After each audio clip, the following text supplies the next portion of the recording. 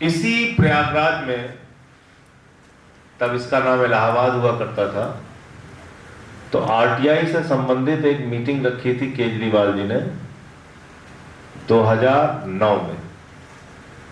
और एक छोटे से कमरे में हम लोग बैठे थे, मुझे याद है, मैं सुल्तानपुर से आया था, केजरीवाल साहब आए थे, मनीष सिसोदिया जी आए थे, और उस मीटिंग में कुल 7 लोग इकट्ठा हुए। कितने? 7 लोग। उसके बाद उन्होंने कहा कि मैं स्वराज पे काम करना चाहता हूं। मैंने कहा अच्छी बात है। उसके पहले वो आरटीआई पे काम कर चुके थे, उनको मैक्से से मिल चुका था। ये मैं 9 की बात बता रहा हूं। तो उन्होंने कहा कि फिर अब आप ये स्वराज आंदोलन से जुड़ जाइए। हमने ठीक है।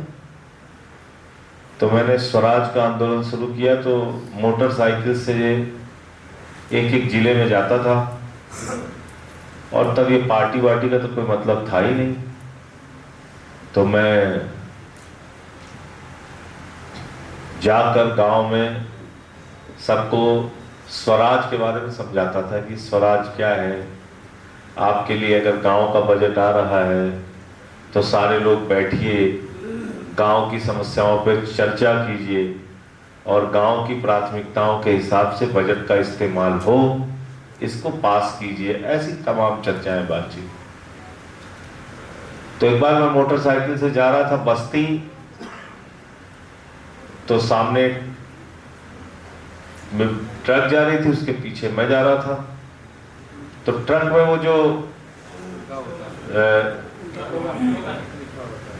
उसकी जो जंजीर लटकती रहती है ना साइड में, उसको बांधने के बाद जो जंजीर लटकती रहती है, पता नहीं वो जंजीर बहुत बड़ी थी या क्या था, टूटी हुई थी क्या था।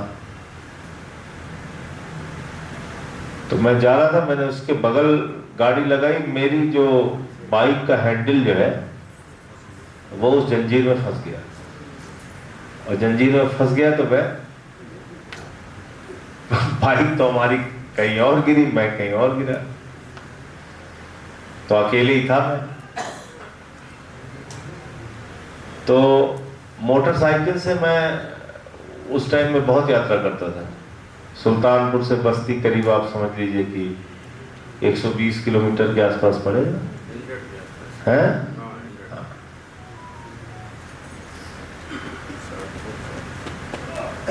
अब कुर्ता फट गया, पैजामा फट गया,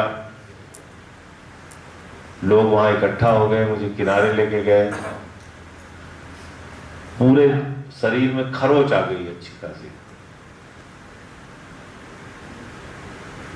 तो एक होटल पे लेके गए, ढाबा टाइप का था, उसके बगल में एक आसपास में एक दुकान थी, वहां गए तो वहां पे एक छोटा सा शर्ट, तो पैसा वैसा भी सब 100-200 रुपए जो भी था, तो वो 60-70 रुपए की वो शर्ट हमने ली।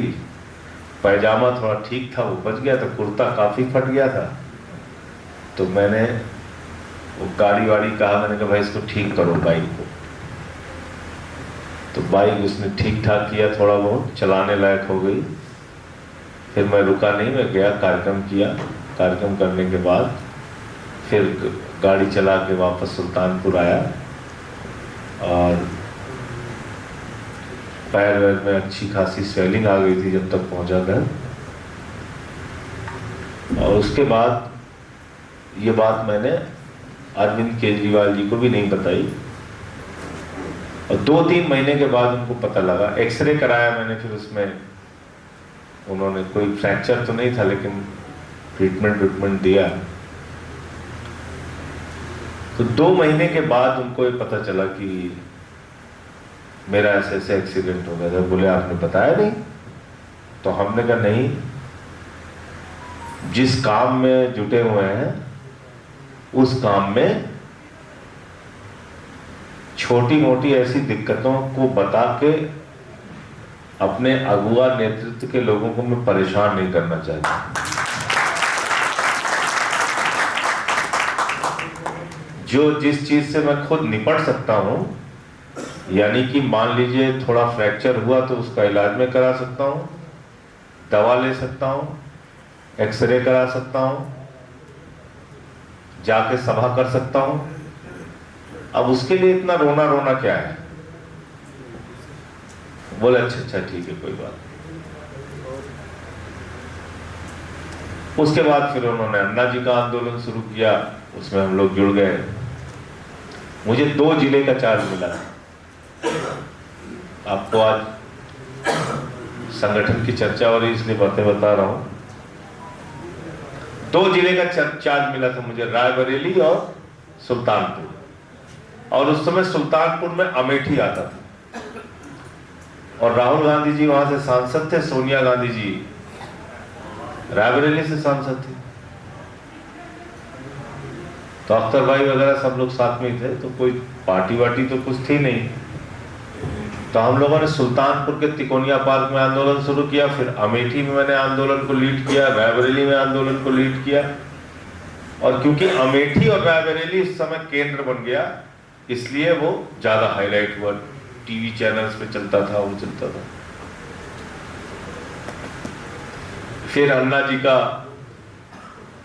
उसके पहले का किस्सा मैं कई बार बता चुका हूं। जब अप्रैल का आंदोलन था तो मैं 2 अप्रैल को गया था, तो केजरीवाल साहब और हम लोग सोच रहे थे कि 3000 लोग आ जाए तो बहुत बहुत बहुत बढ़िया हो जाएगा, और पहले दिन ही 50,000 लोग आ गए वहां,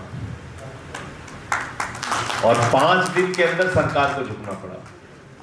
खैर वो बीत गया। फिर अगस्त का जब आंदोलन आया, 13 दिन का अनशन जब अन्ना जी का हुआ, तो मैं सुल्तानपुर में आंदोलन चला रहा था।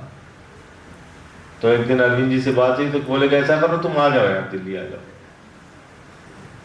तो मैंने अपने पिताजी को बताया नहीं, और ड्राइवर से उसका मोबाइल अपने पास लिया, और मैंने कहा कि सीधे दिल्ली के पहले रुकना मत तुम। सामान रखा पीछे और ड्राइवर के मोबाइल बंद, अपना मोबाइल बंद, पूरे रास्ते पर उसको लेके गया।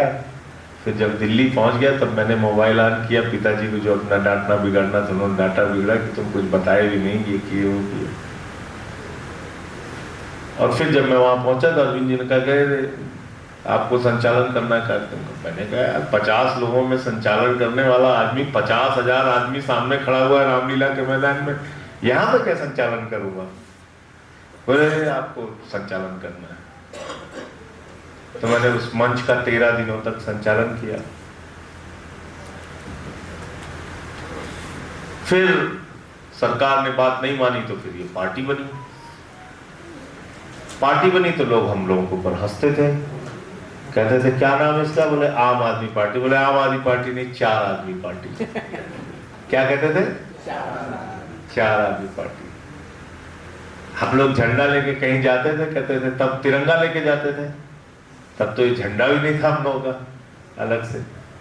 तो कहते थे देखो कांग्रेस वाले आ गए, तब बाद में देखते थे नहीं बीच में चक्र बनाया जानते थे तिरंगा, वो हमारी पार्टी को भी नहीं जानते थे।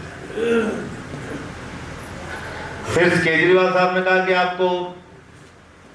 आप चुनाव में इंचार्ज बन के अब आप देखिए कौन किसको कहां से लड़ाना है चुनाव, ये करना है वो करना है। तो मैं जाके, आप यकीन नहीं कीजिएगा, 6-6 घंटे लोगों के घर में बैठा रहता था, कोई हमारी पार्टी से चुनाव लड़ने को तैयार नहीं होता, चुनाव नहीं लड़ना चाहता था। कहता था नहीं भाई अगली बार आइएगा देखेंगे, ये है वो है। एक प्रत्याशी महोदय थे, उनके पास में गया, कांग्रेस के नेता थे, मजबूत थे, तो सबने कहा कि भाई ये ठीक चुनाव लड़ेंगे। तो मैं गया उनके पास, तो काफी देर तक वो बैठाए समझाते रहे। बोले देखिए इस बार आपको 2-4% वोट मिल जाएगा, तो अगली बार आप आइएगा, तब अगली बार आपकी पार्टी से लड़ेंगे। और जिस दिन रिजल्ट आया और हम लोगों की सरकार बनी, तो दूसरे दिन मैं तो पार्टी ऑफिस में रहता था, पार्टी के ऑफिस में मैं रहता था। पता है कि नहीं आप लोगों को, जो सीपी में पार्टी ऑफिस था वहीं पे मैं रहता था।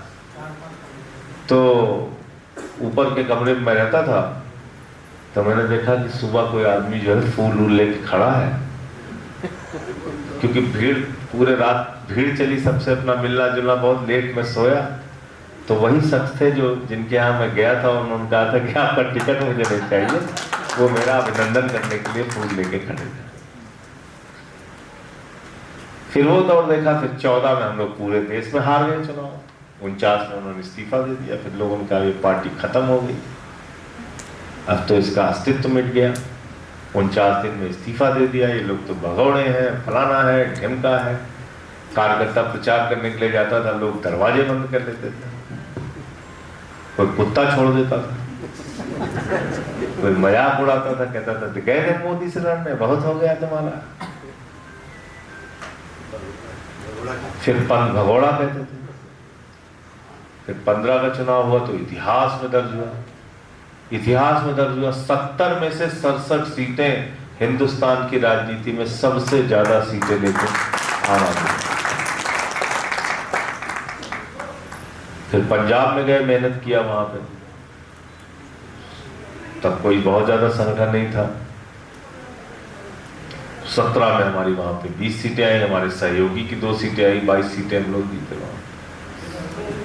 फिर 20 में 65 सीटें फिर दिल्ली में जीते। मैं ये सब इसलिए बताने की कोशिश कर रहा हूं। गोवा 2 सीट जीत गए। गुजरात जैसा राज्य जहां पे आम आदमी पार्टी के बारे में कुछ सोच भी नहीं सकता, 14% वोट आया, 5 सीटें वहां जीत गए, नहीं जीत गए। ये सारी बातें मैं इसलिए बता रहा हूं कि आपको चीजें आज बहुत आसान दिखती हैं। ये अख्तर बैठे, इनसे पूछिए, मैं गेरू आपसे तो कह रहा हूं कि दीवार लिखवा देना, कह रहा हूं ना आपसे, गेरू हाथ में लेता था। ये लोग हमारे साथ में रहते थे, कूंची से नारा में खुद लिखता था। और हमारे पिताजी के एक दोस्त थे, उन्होंने देखा रेलवे स्टेशन के बाहर में नारा लिख रहा था। रात में वो श्रमजीवी ट्रेन से उतरे तो जाके दूसरे दिन मेरे पिताजी से बोले कि आपका लड़का नालायक हो गया, इसको पढ़ा लिखा कि आपने ये अपनी जिंदगी बर्बाद कर दिया। आप तो इसको पढ़ा लिखा दिए, उड़ीसा से माइनिंग इंजीनियरिंग में डिप्लोमा करा दिया, आप तो ये तो बर्बाद हो गया लड़का आपका। तो पिताजी मेरे बहुत अफसोस के साथ आए घर पे। उन्होंने 3-4 डांट लगाई कि तुम नारे लिखते घूम रहे हो, तुमने इज्जत हमारी खत्म कर दी है, और ये है और वो है।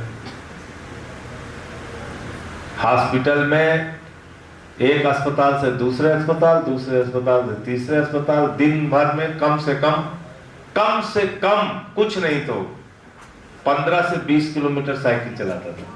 तो वॉल राइटिंग खुद से करते थे, सारा काम मेहनत खुद से करते थे।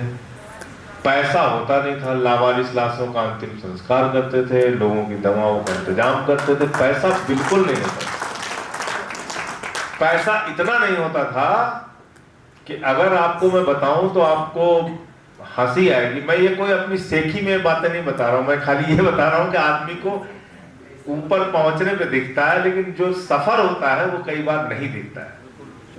वो सफर बहुत कठिन होता है, आसान नहीं होता।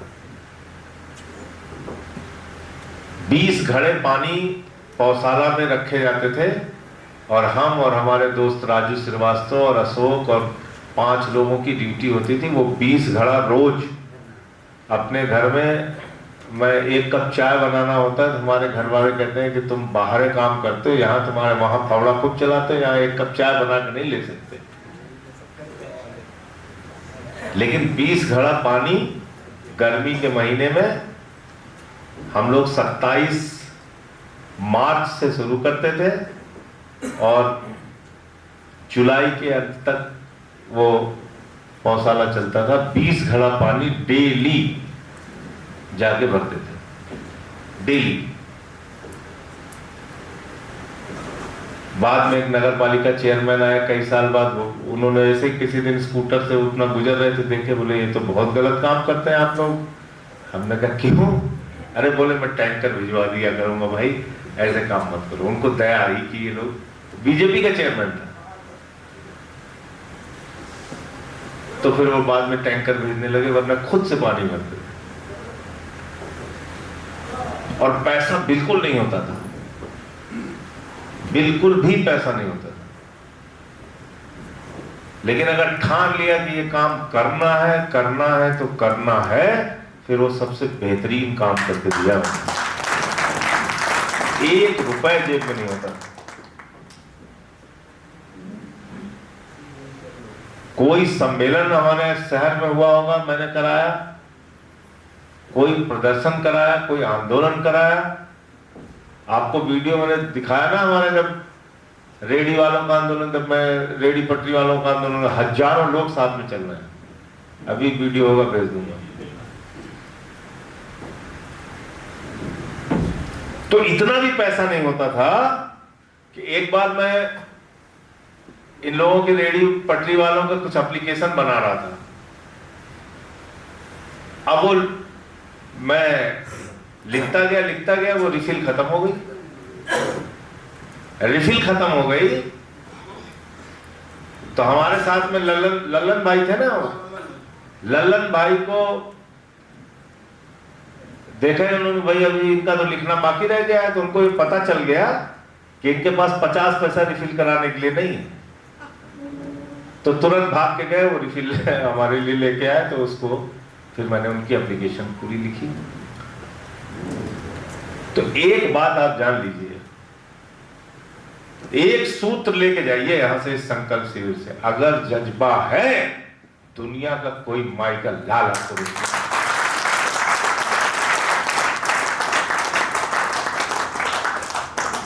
कोई माई का लाल आपको रोक नहीं सकता। दुनिया की कोई ताकत आपको रोक नहीं सकती। ये बातें करते हैं ना अपना खींचतान, ये वो, व्हाट्सएप पे लिख दिया, यहां पे लिख दिया, फेसबुक पे लिख दिया, हम तो रो रहे हैं सुबह से। कुछ नहीं होता। अगर जज्बा है, हमको इस गोल को हासिल करना है, दुनिया की कोई ताकत आपको रोक नहीं सकती है। किसी की योग्यता और क्षमता को कोई रोक नहीं सकता। मेरे पिताजी तो इंटर कॉलेज के टीचर थे, माताजी जूनियर हाई स्कूल के टीचर थी, राज्यसभा का सांसद तो छोड़िए, सभासदी कभी नहीं सोचा था कि सभासद जीत जाएंगे। लेकिन रास्ता बनता गया सिर्फ एक चीज से, सिर्फ एक चीज, जुनून और जज्बा कभी मैंने छोड़ा नहीं, कभी थके नहीं, कभी हार नहीं मानी।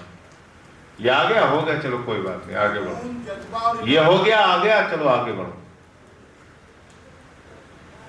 भैया, जुनून, जज्बा और ईमानदारी और मेहनत एक ऐसी चीज है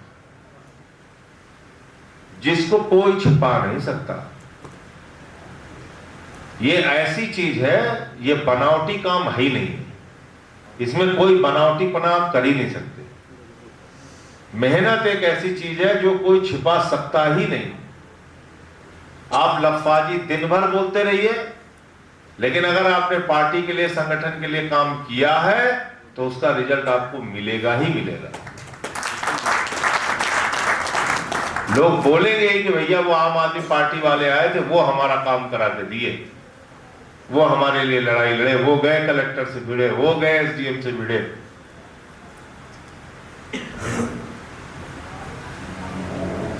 और जिसकी जो तारीफ होती करनी चाहिए, उत्तर प्रदेश में मायावती जी की सरकार थी और मेरे खिलाफ एक बाबू ने, क्योंकि मैंने उनकी रिश्वत पकड़ाई, उसने मेरे खिलाफ हर्जन एक्ट का मुकदमा लिखवा दिया। और आप देखिए, उसकी जांच हुई और जिले के सारे रजिस्ट्रार का ट्रांसफर हो गया, सारे रजिस्ट्रार। तो उसमें मेरी कोई गलती थी ही नहीं। बाबू रिश्वत मांग रहा था, मैंने उसको पकड़वाया।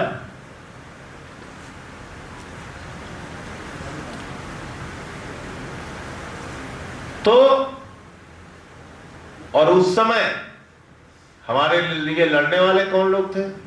राइन बिरादरी के लोग, सोनकर बिरादरी के लिए, गांव से महिलाएं, दलित महिलाएं आ गई। बोले अरे भैया इन पे कैसे आपने मुकदमा, ये तो रोज सबसे हमारे लिए लड़ते रहते। तो इसलिए मैं ये बातें आपको बता रहा हूं कि अगर आपके अंदर मेहनत करने का जुनून, जज्बा है, फिर आपको कोई रोक नहीं सकता है। आपकी योग्यता और क्षमता को कोई दबा नहीं सकता है। और किसी गलतफहमी में मत रहिए कि हमने अपने जिंदगी में बहुत बड़ा काम कर दिया है। जब भी आपको ये घमंड आए मन में, किसी एक हिंदुस्तान के क्रांतिकारी की किताब पढ़ लेना, रात भर रोते हुए बीतेगी, तुम्हारे अंदर का घमंड पानी में मिल जाएगा।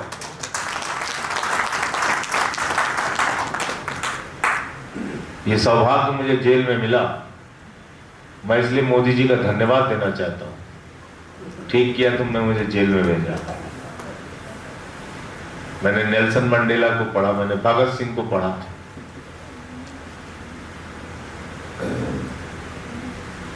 मैंने हिंदुस्तान के तमाम क्रांतिकारियों के बारे में पढ़ा, काला पानी की सजा कैसे देते थे पढ़ा।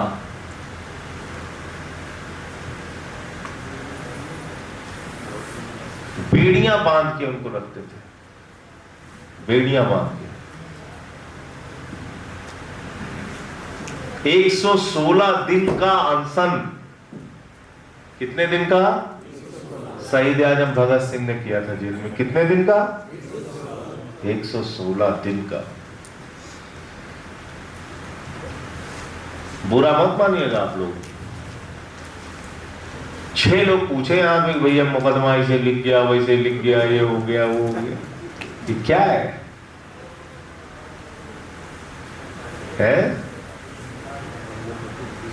फूल के बगान में टहल रहे हो आप? भारत की राजनीति के गुंडों से लड़ने के लिए निकले हो तो मुकदमे लिखे जाएंगे भैया, ठीक है? इससे बहुत चिंता मत किया करो। 23 तो बाबर लिखा मेरे ऊपर, एक दिन में 9 मुकदमा लिखा। ठीक है, ये कठिन रास्ता हमने अपने मर्जी से चुना है ना, वरना तो इनके आगे झुक जाइए तो फिर आप सब अच्छे हो जाएंगे। तो जब ये कठिन रास्ता चुना है तो याद कीजिए अपने महापुरुषों को, कितनी कठिनाई उन्होंने उठाई। 23 साल की उम्र में फांसी के फंदे को चूम लिया शहीद आजम भगत सिंह इस देश के लिए। शहीद अशफाक उल्लाह, रोशन सिंह, राजेंद्र लाड़ी, कितने नौजवानों ने।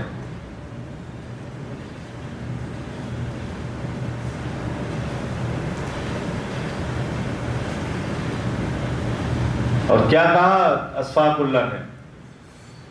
बोले कोई अंतिम इच्छा? बोले कोई अंतिम इच्छा नहीं है, कुछ आरजू नहीं है, बस आरजू है इतनी।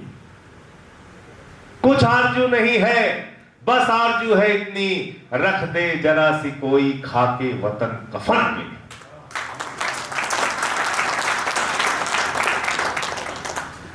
कुछ आरजू नहीं है, बस आरजू है इतनी, रख दे जरा सी कोई खाके वतन कफन पे। और क्या बोले अपने साथियों को? बोले मुझे अफसोस ये है कि हमारे धर्म में दूसरे जन्म की मान्यता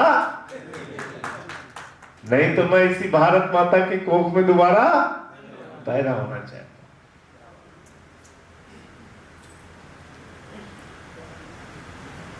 तो इसलिए अगर वास्तव में हम लोग इस देश और समाज के लिए काम करना चाहते हैं, मुश्किलें तो आएंगी।